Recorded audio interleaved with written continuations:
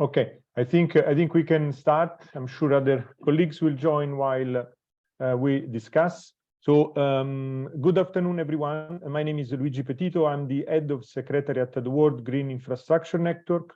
Welcome to the afternoon sessions of this third edition of European Green Infrastructure Day. The morning sessions were just great. We really enjoyed the discussion, and the two sessions in the afternoon are very interesting too. We really look forward to them and to have a lively discussion with our new panels of speakers. Let's start with session 3. The title of this session is Permeable Cities for Better Water Management, Resilience and Climate Adaptation. We will have a little bit less than 1 hour to discuss. And this session is supposed to focus on the Urban Wastewater Treatment Directive revision, and around that about the opportunities, the challenges, the tools to improve cities' water management and resilience to adverse climate events. And we all know that this is an increasing problem in urban areas. We will discuss the contribution of urban green infrastructure among those green roofs and walls, but not only. And in this context, we will look into how cities, local actors can play a role in the implementation of preventive water management measures. I am very honored to present what I really think is a super panel of speakers this afternoon. So we have Margrete Auken, a member of European Parliament from Denmark and belonging to the political group of the Greens. Margrete is also shadow rapporteur for the Urban Wastewater Treatment Directive Recast. She will tell us more about her work in this area. We have Michel Sponar. Michel is deputy head of unit in the unit Environment and Clean Water Services at DG. For those that are not familiar with this acronym, Directorate General, like a department in the European Commission that deals with environmental issues. And then we have Adrian Michel, head of product management and system engineering roofing at Sika. So representing industry. And then finally, last but not least, Johan Ringeling. Johan is a business strategist and innovation manager at Interpolis. Interpolis is an insurance company. He will tell us some very interesting innovation in this that are taking place in this space. So without further ado, I'd like to start our discussion. I would start with Michel Sponar from European Commission. Michel, you have been doing with the DG Environment and with your colleagues a lot of work in this area. DG Environment is very, very committed. We have had some of your colleagues also in the previous session this morning. Particular now, the focus today is water management. We have an important revision of the Urban Wastewater Treatment Directive that after 32 years, if I'm not wrong, is a very old revision, is actually due to be reviewed. And this process, the process is kind of, we are in the middle of a process. So my question to you is, why useful also to frame a bit the discussion for our colleagues and participants to this webinar. So why it is important, in your view, to combat the pollution from rainwater, addressing problems like runoff, like the stormwater overflow in the context of increased urbanization, and how the Urban Wastewater Treatment Directive aims or can help achieve these goals. So I leave you the floor, Michel, please. Thank you very much, and good afternoon to everybody. Well, in fact, your question is quite essential for us. I mean, this directive, Urban Wastewater Treatment Directive, was a key driver in the European Union to improve the quality of our water. In fact, when you go back 30 years ago and when you realize the progress done so far, it's really a concrete, tangible progress that we have done in better collecting and treating our urban wastewater. And I'm mentioning that because I think it's a collective achievement of the European Union. It's not the European Commission, it's not the Parliament, it's not the Union as such, it's all of us, you know, starting from citizens paying their invoice, you know, of water, where a part of this invoice are going to collection and treatment of wastewater, to local authorities, cities, regional authorities, national authorities, and the European Union as a whole. So I think we can be really collectively proud of this achievement. I'm always mentioning the example of those countries having joined the Union a little bit later. What they did in few years is exemplary, and indeed it was with the support of European funds, but it was really a good achievement. I'm saying that because now we arrive to a certain level where the normal wastewater of most of the cities in the European Union are well collected and well captured and treated. But then what remains is really new source of pollution like micropollutant and things which are not really tackled by the directive, and including rainwater. In a sense, it's a little bit sad and regrettable that we have invested so enormous amount of money, you know, to achieve this objective, and then suddenly you have a big rain in a city, and suddenly you have in 1 or 2 days after a rain episode a lot of pollution which is bypassing the wastewater treatment plants and going directly in the environment. So part of the efforts that we are doing every day are simply jeopardized by the fact that this rainwater is taking a lot of pollution back to the environment without any proper treatment.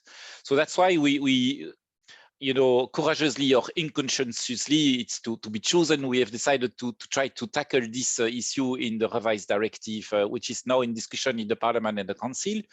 And in fact, what we try to do is really indeed to push the member states and their cities to try to define optimal solution at their level. It's clear that the solution for one city is different than for another city.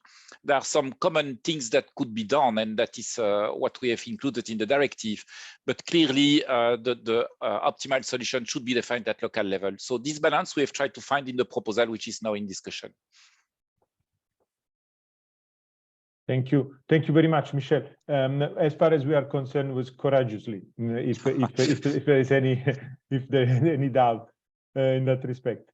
But thank you for this, breaking the ice. I think it's good, good framework and background. I'd like to go to Mrs. Auken now. So we move from the European Commission that has proposed this revision to the European Parliament that will have to improve and express their opinion on this file. And my question for you, Mrs. Auken, is how can the Commission proposal, in your view, be improved in order to maximize the use of green infrastructure to reduce stormwater overflow and urban runoff? Please, the floor is yours. Yeah, and thank you very much for this invitation. And just as said, unfortunately, I will not be able to stay the entire hour, only to past, but we'll take it here. As we have also heard now from the Commission, stormwater overflow and urban runoff is a serious challenge that will only grow the next decades, with more people and more extreme rain events on the horizon. It's clear that one of the very promising ways to deal with this issue is by designing green and blue infrastructure in our cities. To the extent possible, we should always prioritize it over traditional gray solutions. The Commission's proposal for the Urban Wastewater Treatment Directive is addressing this to a certain degree, particularly in point 4C of Annex 5 on the content of the new wastewater management plans. It makes it clear that green infrastructure should be prioritized, if possible, whenever new infrastructure is necessary. I will not go into more details here, as we still consider our amendments, but we are supportive to the Commission's approach in general. But I would like to stress the importance of green infrastructure not becoming a convenient and empty buzzword that can be added here and there to make us sound progressive. It only works with visionary and careful urban planning, with broad cooperation between municipal departments and an active inclusion of citizens and civil society. Yesterday, we talked with the Candidate Up initiative here in Brussels, who could tell how the city of Brussels has bought into a concept of green infrastructure, but so far has failed in making any concerted effort to make it reality. As a consequence, there's little to no new infrastructure, grey or green, to tackle the enormous quantities of stormwater overflows in Brussels, more than 10 million cubic meters per year. This is clearly a problem. On the other hand, my own city of Copenhagen has largely managed to plan widely and coherently, and is on the track to massively greening the water infrastructure of the city with broad public accept and involvement. Thank you. Thank you. Thank you very much, Mrs. Auken.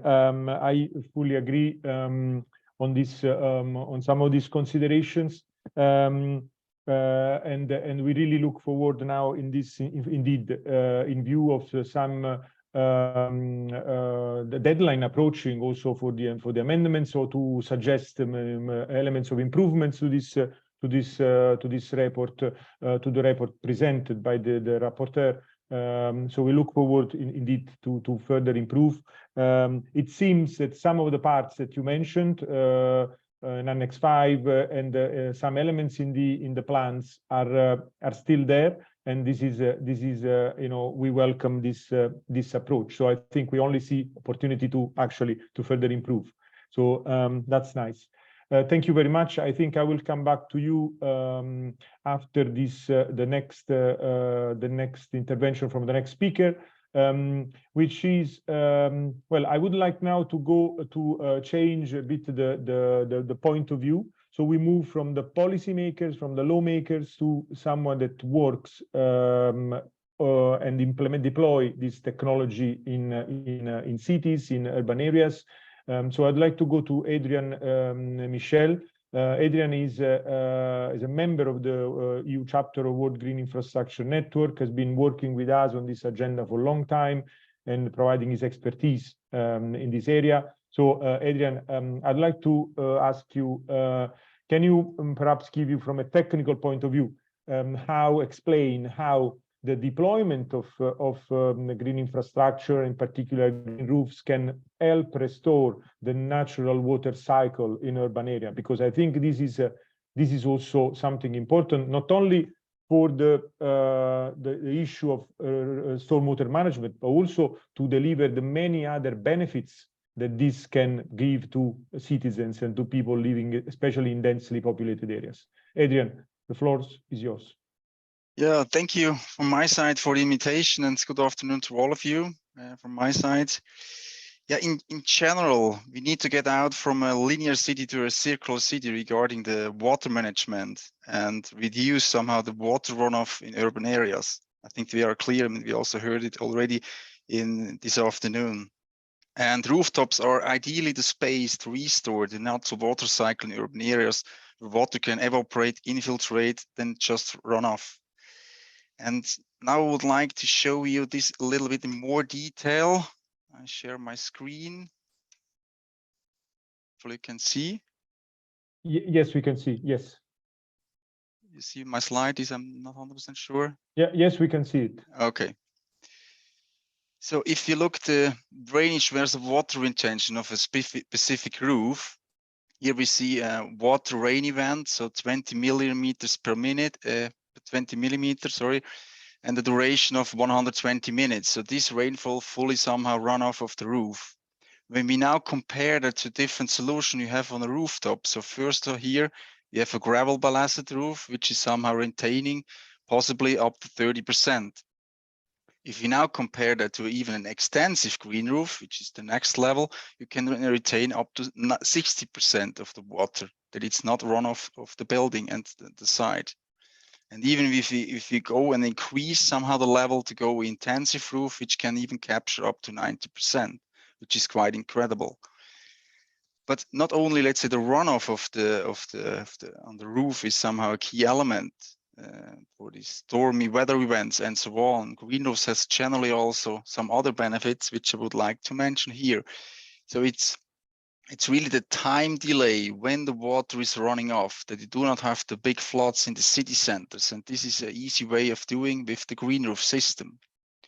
Furthermore, what also Michel Sponar has mentioned is somehow pollution. You have then after a couple days in the piping system. So green roof is acting as a filter for the water event and preventing somehow with all the stuff which should not go into the piping. So it's an easy way of doing that.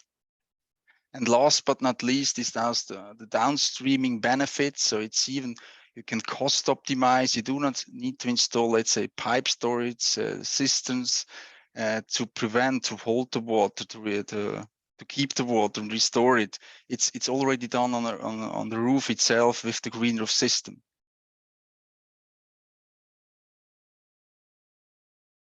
Yeah, so Luigi, this shortly from my end. Thank you, Adrian. That was very interesting. Maybe Adrian, you can stop sharing the screen, yep, so I can. Sure. Yeah. Sure. Okay. Thank you. I think those numbers are very interesting. I think I'm particularly interested also in the indeed in the one of the last point,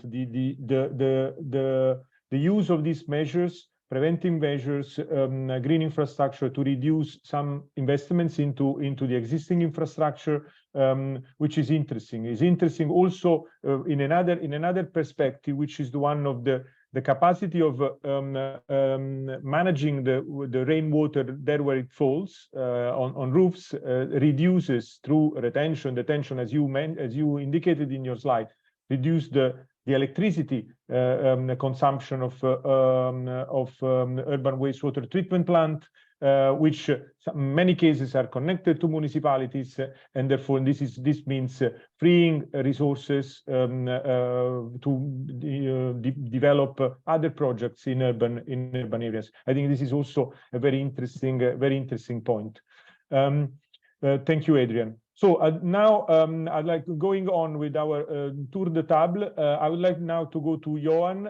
Johan, again, this is another different perspective because Johan has been working on some innovative measures, innovative projects. So my question, the first question for you, Johan, is why a green roof are interesting from an insurance perspective? I mean, this is obviously one of the first obvious question.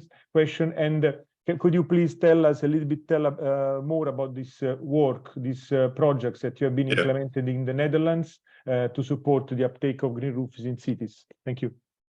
Thank you very much, and welcome everybody.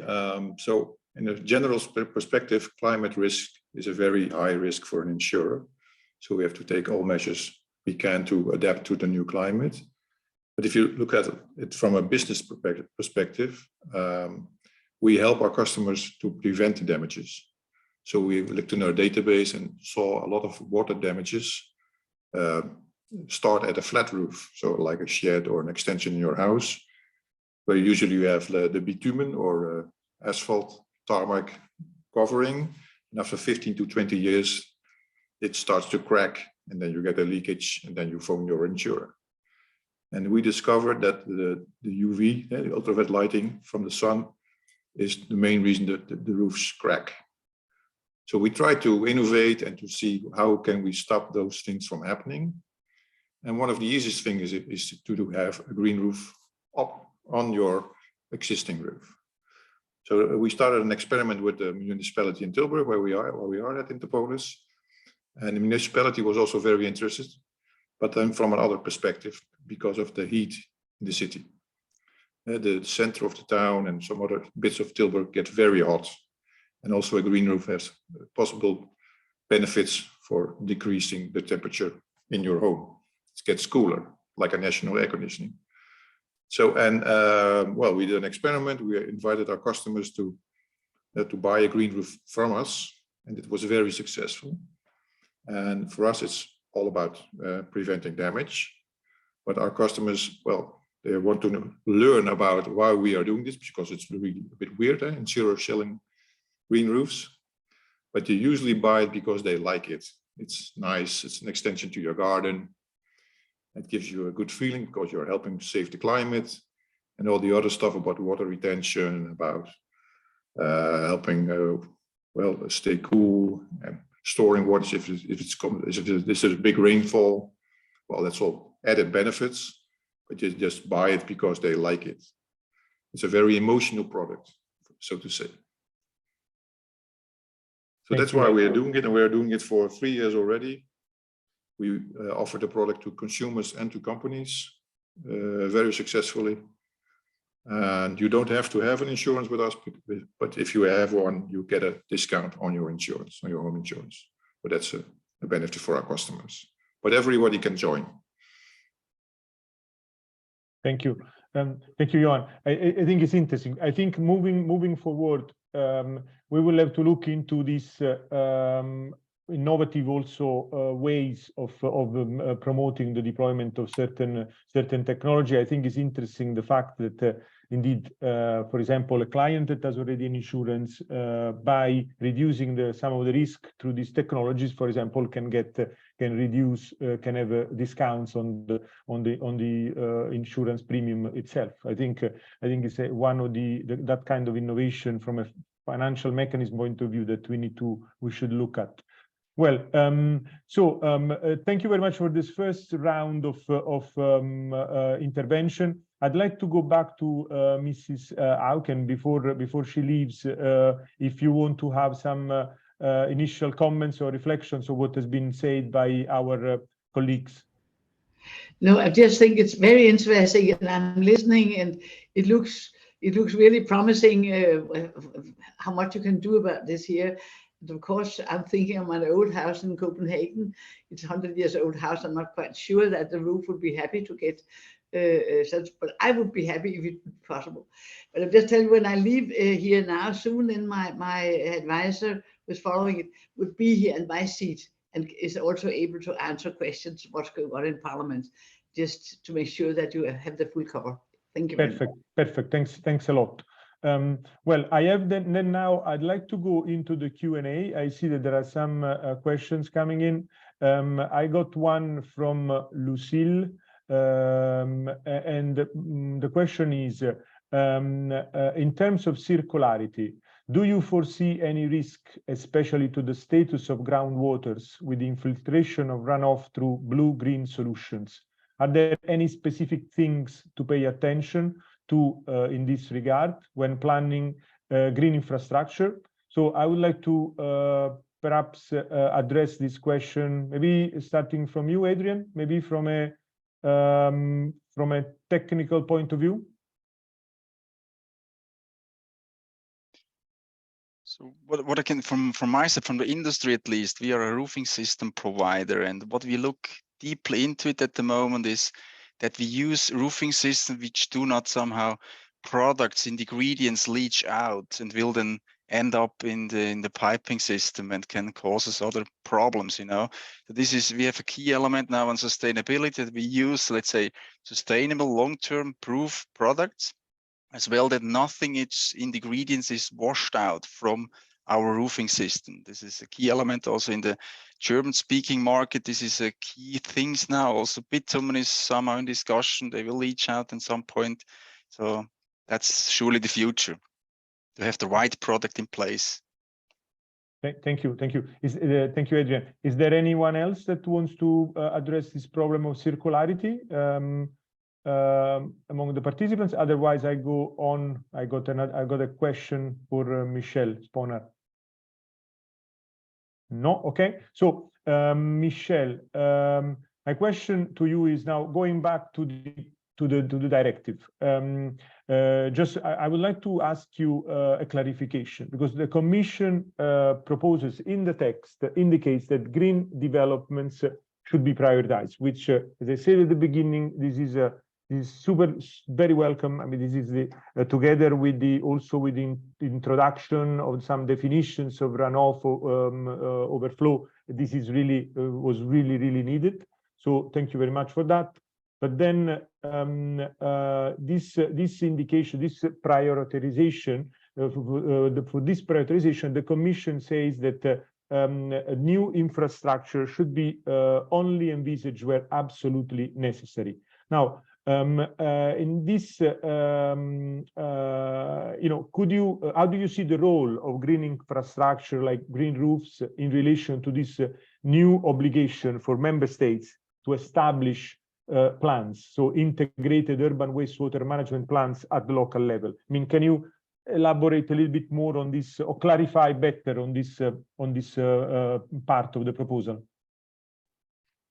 Yes, thank you. I mean, the philosophy of the proposal is to favor green infrastructure. That's absolutely clear, but probably to first have a reflection on preventing clean water, rainwater, to go into pipes, which is a little bit ridiculous at the end. You know, we can take a lot of measures, and there are already a lot of measures taken in several cities to try to avoid that rainwater is diluted or diluting the dirty water, which complicates the collection and the treatment of this water. So I think that we push the member states, and we will require the member states to establish integrated water quality and quantity management in their cities, you know, with the aim to reduce the pollution, but with the aim also first to avoid that clean water is going into the pipe. When it's not possible, when they make all the efforts, and again, there was some examples already today, but there are plenty of examples for the parkings, for the, you know, tram lanes, you know, where you don't need to have concrete. You can certainly make the soil permeable to water simply, you know. So that should be in the future. We think the best way, the first thing to do, you know, preventing water going into the pipe. The second thing is really to try to see whether the existing infrastructure cannot be optimized. We have seen that there are a lot of reservoirs, for instance, which were built in the cities, but in fact, these reservoirs were made mainly to avoid overloads and, to avoid overflow in the cities, you know.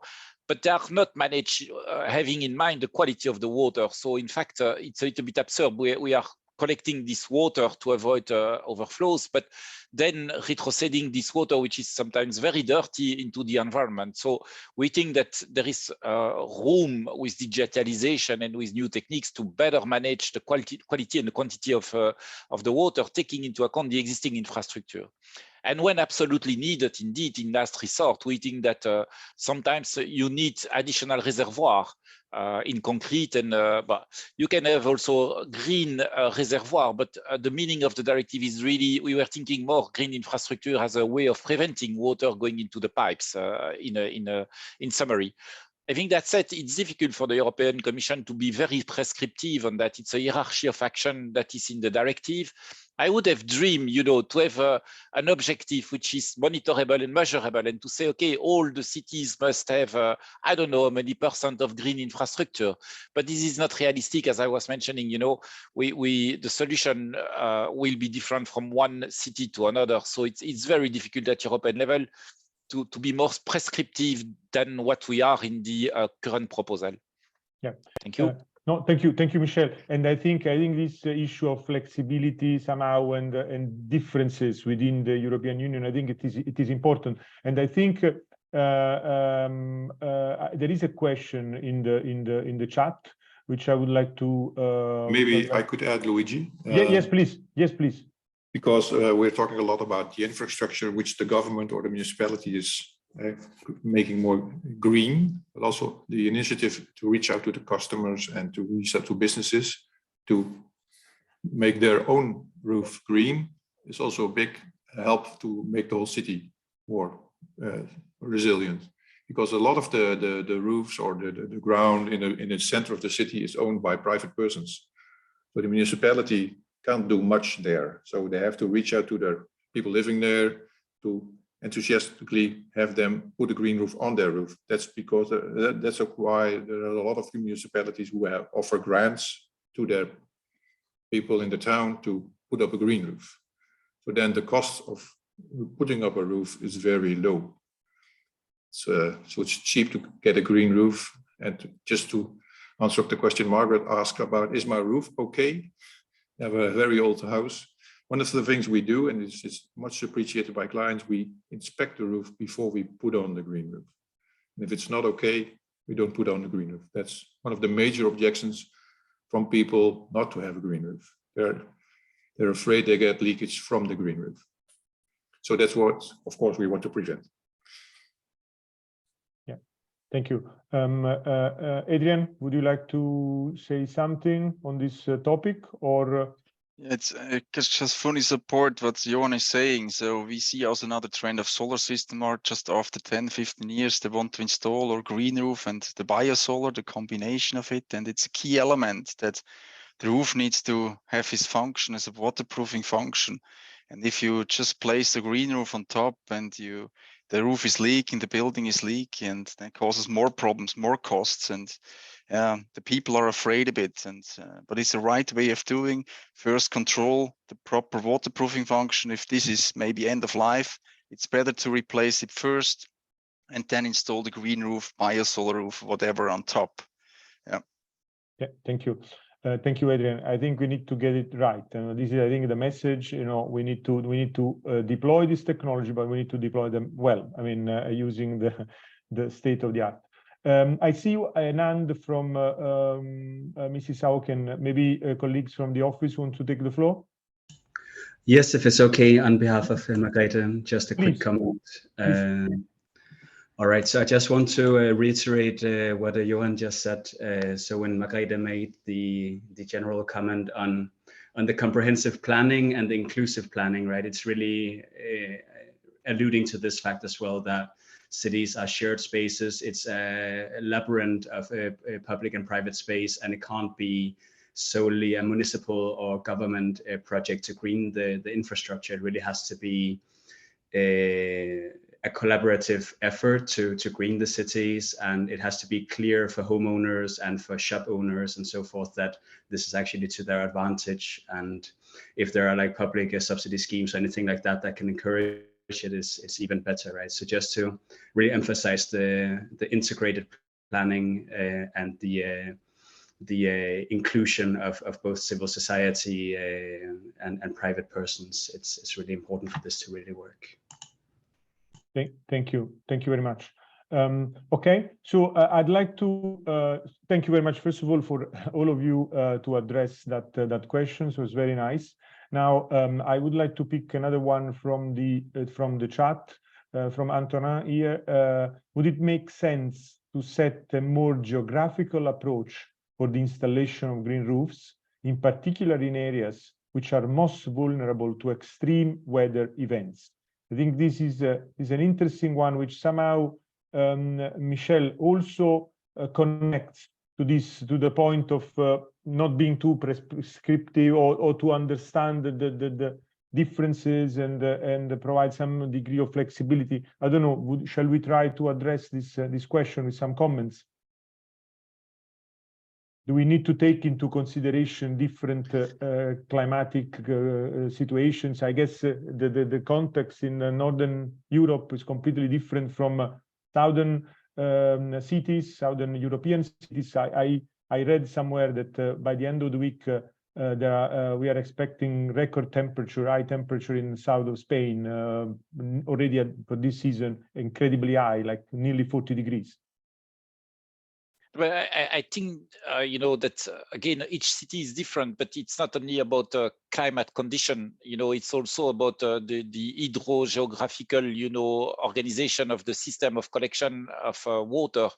And not only the collection, but also, the green space, the presence of the preservation of biodiversity, which goes together. I mean, we have other European legislation that were discussed this morning as well, on nature restoration target, including in the cities. All that should go in the same direction to prepare our cities for possible climate change impacts, including on water, but not only, so having more green in the city will definitely help for several aspects, including water. So having that said, I think that fixing target, I think we did our maximum in the directive, but now in some countries you have more precise targets. which takes into account the local situation. Huh? But as I said, it's not only climate, it's also whether they are mountainous region or flat cities, all that should be taken into account. That's why it's difficult at European level to define something very precise.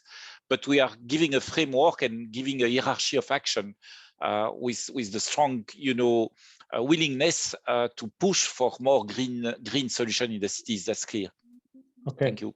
Okay. Thanks a lot. Anyone else wants to step in on this? Yeah, I would also like to add that we're talking about green roof and water, but there are other benefits also in cooling your house or cooling your environment or cooling your city.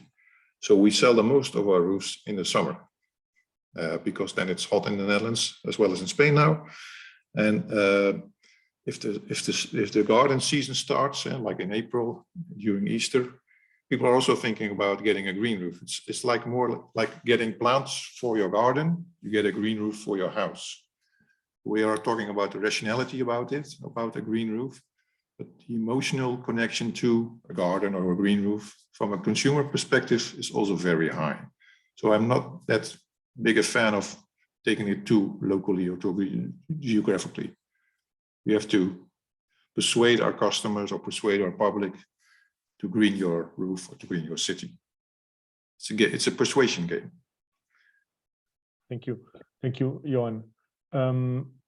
Okay, perhaps I go then. I move on. I don't see hands from other speakers on this point, but I'd like to move to cover another element, which is somehow, if we have a few minutes, to one of the costs. Or the cost effectiveness of this option. And I would like to go this back to Adrian again from an industry perspective, from a technology point of view.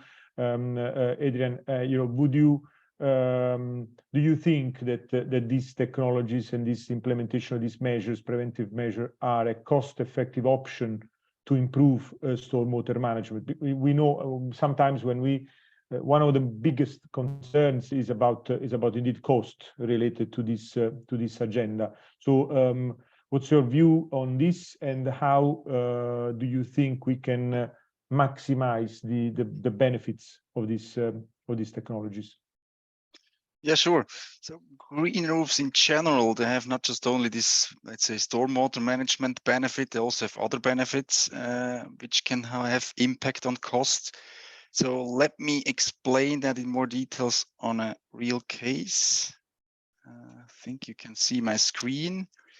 So here I show you a case study from US, from Chicago, Simpson Query Medical Research Center.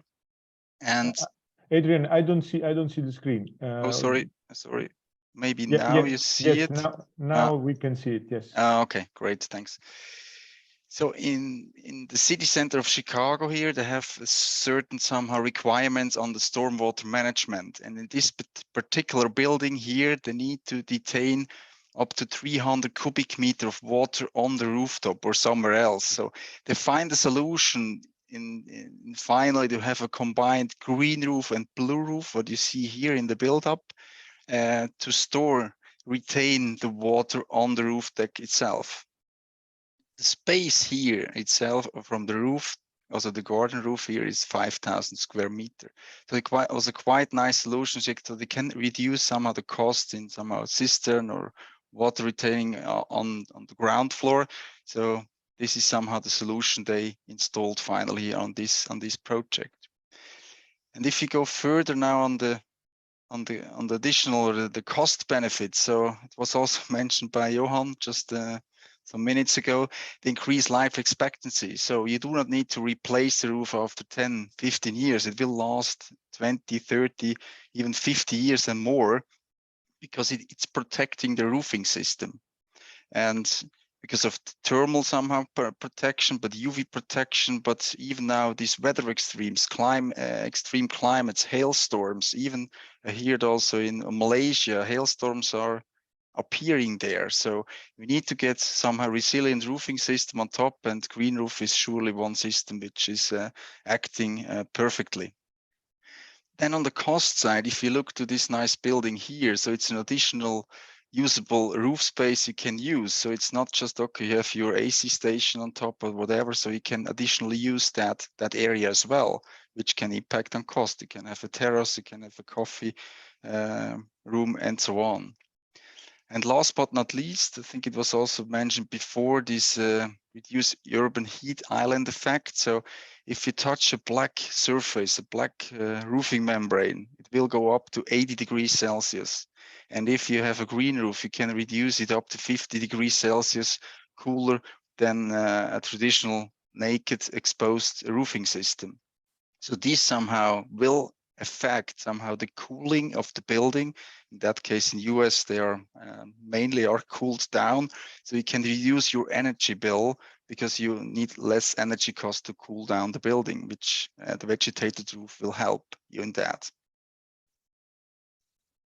Thank you. Thank you very much. Adrian, very interesting. Any comments on these aspects of the costs? Just one thing. Yeah. Another, the Erasmus Hospital in Rotterdam also has a green roof, and they also use it to help their clients get better. Of the clients, the people who stay there, patients, they take them out to the roof, and there has been some studies that patients recover quicker because they're in a greener environment than in a hospital environment just with white walls. But that's also one thing maybe to investigate. What it does to the health situation of people can also be a benefit. Yeah, absolutely.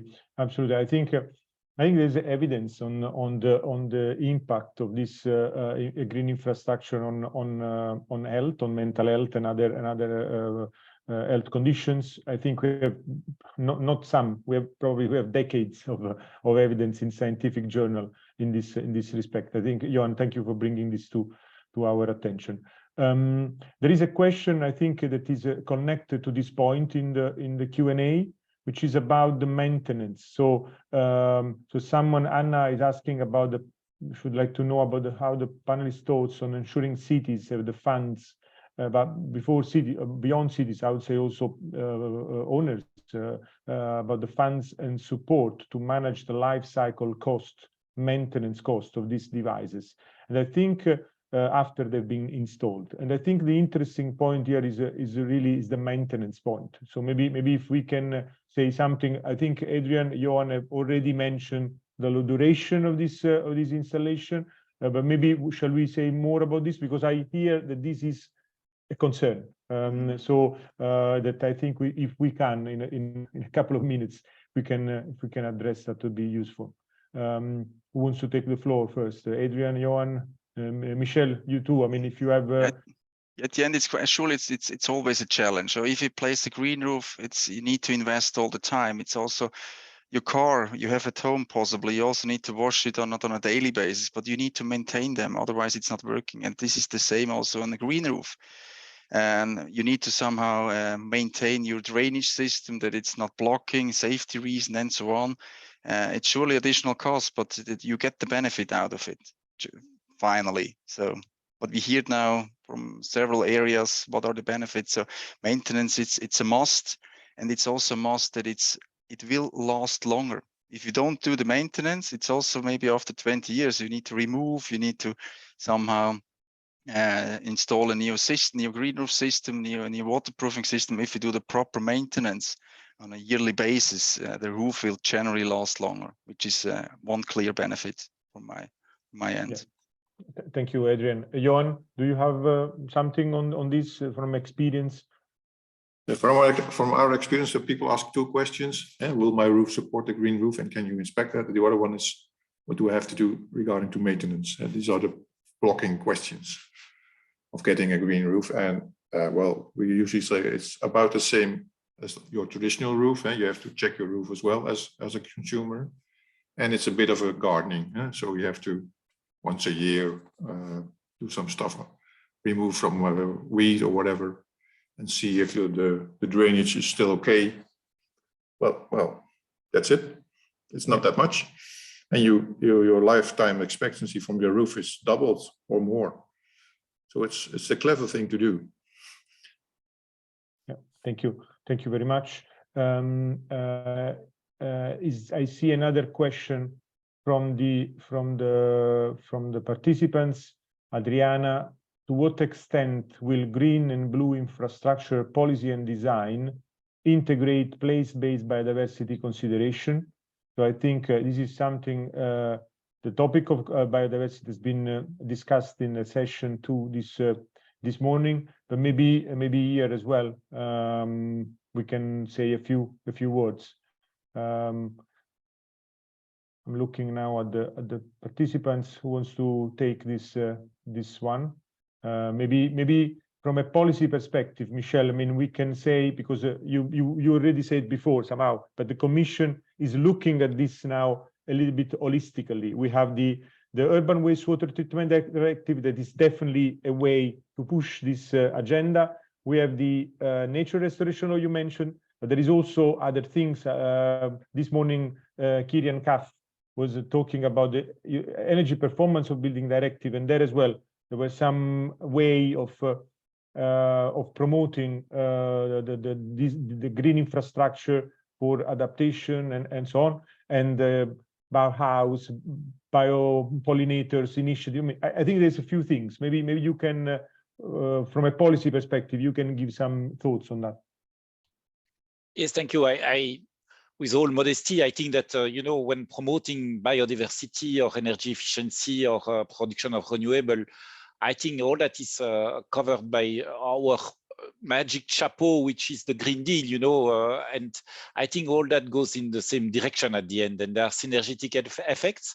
There might be here and there some contradiction, but here in this case, I don't see a lot of contradiction.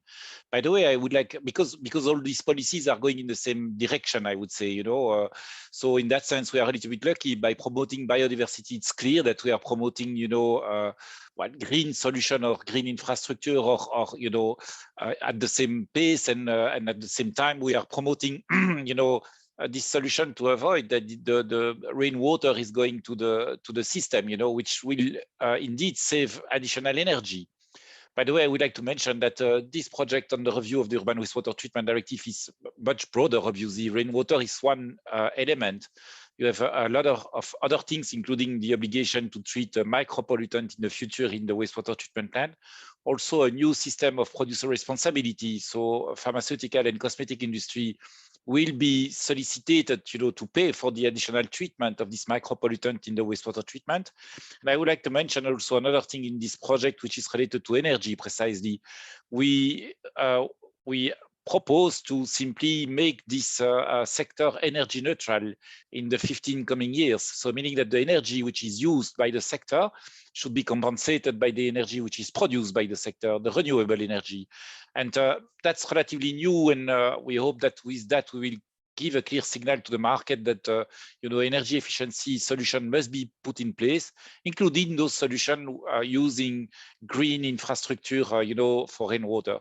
So it's a kind of integrated approach, and which combine different angles and combine different policies. I can talk about circular economy as well, but I mean the main things are related to climate change, energy efficiency, but also biodiversity. And this connection are we have tried to make this connection in this project. Thank you. Yeah. Thank you, Michel. And I think this gives me also an opportunity to indeed to refer to something that I briefly mentioned this morning as well in another session. That was the fact that if we look at the European Commission guidelines for energy efficiency, was guidelines for energy efficiency first principle. So this was like the WGIN explaining how examples of energy efficiency first. And one of the first example was indeed green infrastructure, because of the capacity of this technology to indeed reduce the electricity consumption of plants to treat rainwater. And so I think Michel, this really fits with what you align with what you said. So the idea of making this sector climate neutral, it's fantastic to support the shift and to see the shift towards renewable energy. But I think it is also very interesting to look at how we can reduce the energy need and the energy consumption of these technologies. And once again, the green infrastructure here, they seems to come to to help us, because they provide this opportunity. So it's very, I mean, I invite you and all the colleagues, participants to look into these guidelines, because I always thought it was a great example of how we can, by deploying one technology, we can kind of address several crises, which is a bit the situation in which we are living now. I have now, I think, another question I see here from Johan. Johan, this is about this again, this approach that you had, and the engagement of a new stakeholder. I mean, a new player now, insurance into this area. Do you think is this something that can be replicated also in other parts of Europe? You know, are you aware of other colleagues that are doing similar initiative? I'm not really aware of other countries, but in the Netherlands, some other businesses are also selling green roofs. Our biggest supermarket is selling green roofs at the moment, just to make it widely available. And I would welcome everybody to do the same in other countries, because green infrastructure has a lot of benefits, not only for the customer, but for our infrastructure and even for the insurer. We have a business, of course, and for us, it's a favorable business case, no doubt about it.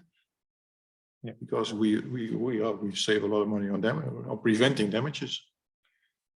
Yeah. So there's no, I don't know, maybe there is, but I've not seen insurers from like Germany or whatever. It's a bit, well, it's another angle, of course, and because we are very much investing in preventing damage. Maybe we're one of the first ones, and maybe more will follow. I will hope so. Yeah, yeah. No, thank you, Johan. Indeed, I think the Netherlands is in the Netherlands there are some very interesting things happening. Yesterday I was at the conference, the European Conference for Eurocities, and I heard about the green infrastructure plan of Rotterdam.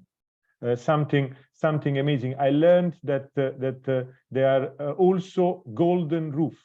So we have green, blue, and several colors up to the golden roof that is like a multi-purpose roof, where you can where you have like the green part, where you have the blue part, where you have the biosolar elements, so the integration of thermal or photovoltaic panels. So it is really something very fascinating.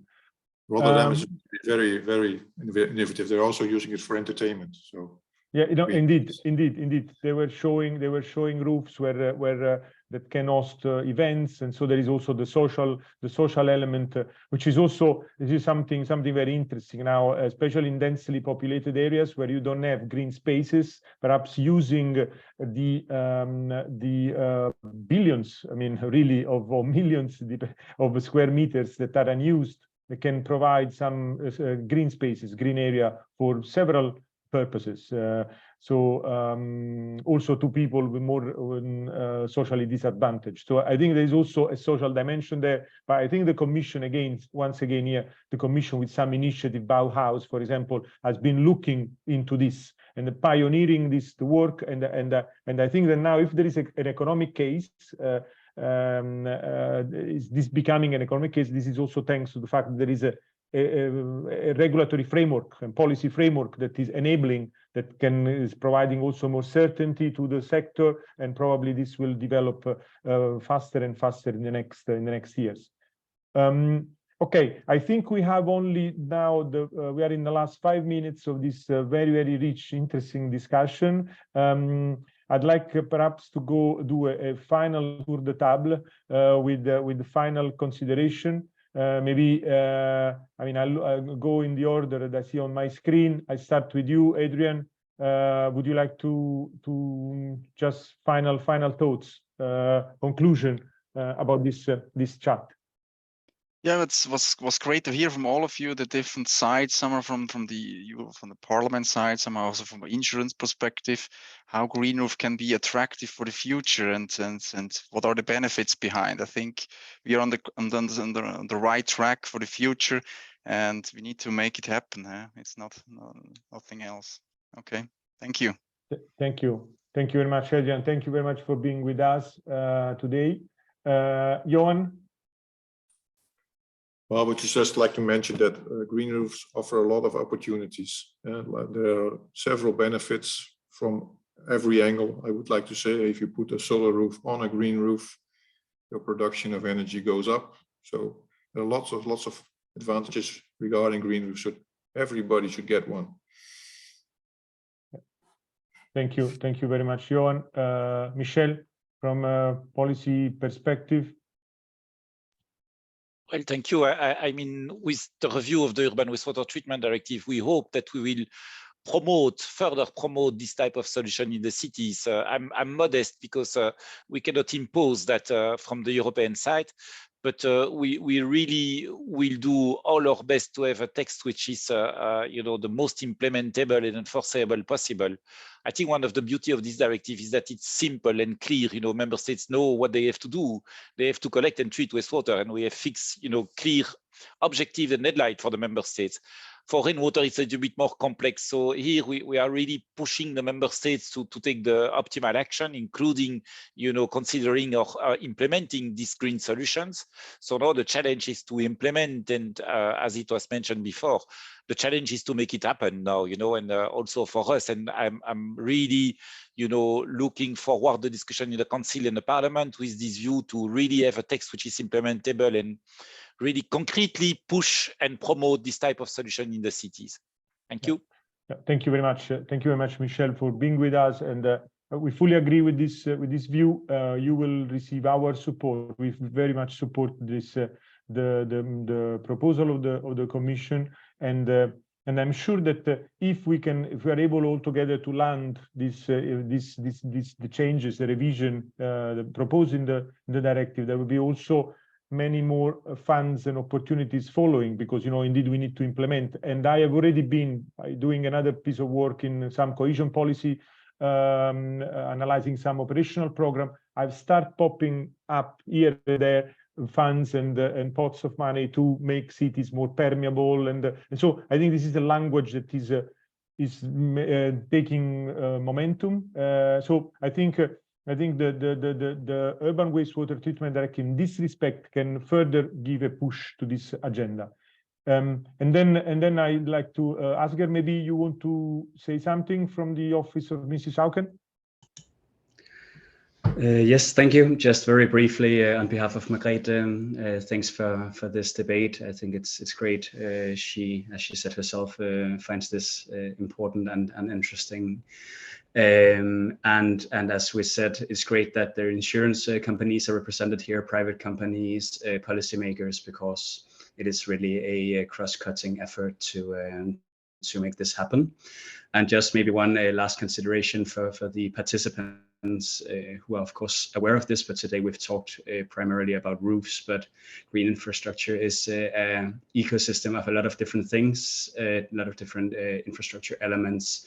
And whatever we do, there has been, I think, a good mention of it today. We always should think about co-benefits for public health, for biodiversity, and so forth. And if we do that, I think there's really potential to massively improve the quality of our lives and our interaction with the environment surrounding us. So thank you on behalf of Margrete. Thank you very much, and I fully agree. I mean, we had the focus on roof, but also during the morning in other sessions we've been discussing about corridors, about tree canopy. I mean, we had green infrastructure includes a broad range of technology to restore nature in our cities. So once again, I think we are at the end of our discussion. Once again, thank you very much for being with us. Thank you for these excellent presentations. These sessions ends here. European Green Infrastructure Day goes on. We have the last sessions of the day starting at 3:15. that I titled "One Possible Future for European Cities: Green, Beautiful, and Inclusive." And that will be a bit more holistic sessions with a very nice high-level group of speakers. Stay online. You can stay on this link and this connection. The next sessions will start in 15 minutes. Thank you very much. Goodbye.